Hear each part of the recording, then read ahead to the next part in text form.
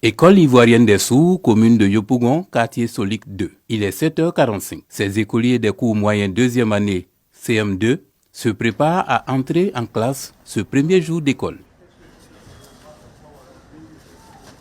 Cette activité, c'est pour apprendre aux enfants à connaître les règles premières, on va dire les vertus premières, donc le respect, la discipline. En classe, l'enseignante et son collaborateur commencent par une étape fondamentale. La gestuelle que vous m'avez vu faire, c'était pour qu'ils puissent présenter leur cahier de leçons. Donc on a commencé par le nom, le prénom, l'année scolaire, le cahier, tout ça. Ça les aide à connaître le nom, le prénom et puis l'école, au cas où il y aurait un problème. Pendant ce temps, le couple Dilo entre dans l'établissement.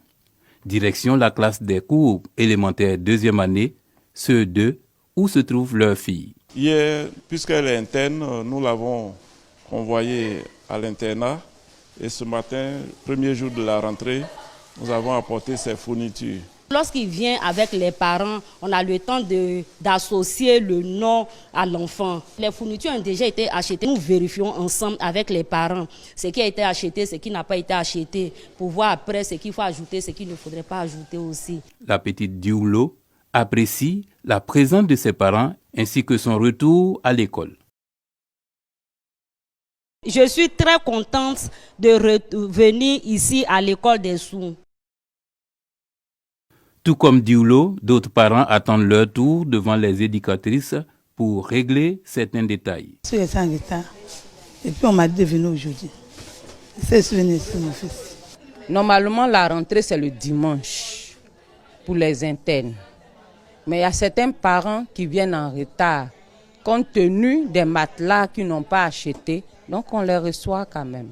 Quand on finit d'inscrire l'enfant, on prend le reçu, on vérifie sur la liste si le nom de l'enfant est effectivement là et on lui donne les fournitures qu'elle doit amener.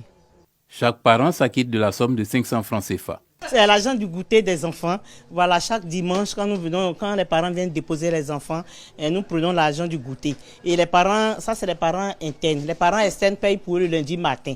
Le travail des encadreurs de l'unique école publique pour malentendants et sourds est étroitement suivi par le directeur. Il tient à se rendre dans chaque classe. Aujourd'hui, lundi 14, est la rentrée des classes et donc nous faisons un retour pour voir la reprise effective des cours, voir constater la présence effective des enseignants et aussi des élèves. C'est le même programme d'évaluation et nos enfants seront prêts pour affronter différentes évaluations au niveau de l'inspection. C'est l'occasion de lancer un appel aux parents. Le principal médium de communication des enfants sourds, c'est la langue des signes. Pour nos parents, il serait bon de se mettre à l'apprentissage de la langue des signes pour qu'ils puissent instaurer une communication en temps réel entre l'enfant et les parents. Et ça, c'est très important dans la prise en charge de ces enfants. Cette rentrée concerne également la formation professionnelle, un autre processus d'apprentissage où des cours de couture, de cuisine et de cordonnerie sont dispensés afin de leur apprendre un métier.